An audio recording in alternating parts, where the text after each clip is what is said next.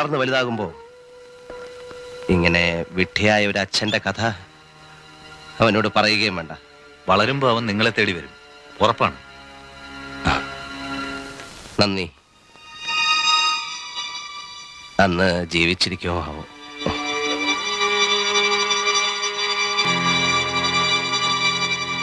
ഞാൻ അവനെ ഒന്ന് എടുത്തോട്ടെ. ഒന്ന് കൊടുക്കുമോളെ.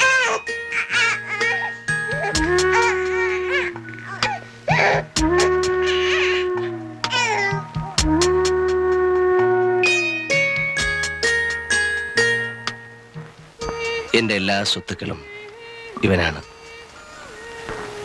കണക്ക് പറയുന്ന ശുംഭൻ എന്ന് പറഞ്ഞ് എന്നെ പരിഹസിക്കരുത്. അച്ഛൻ എന്ന് പറഞ്ഞ് കേട്ടപ്പോഴൊക്കെ വല്ലാത്തൊരു അഭിമാനം തോന്നിയിരുന്നു. ഒരിക്കൽ പോലും നീ അങ്ങനെ വിളിച്ചില്ല.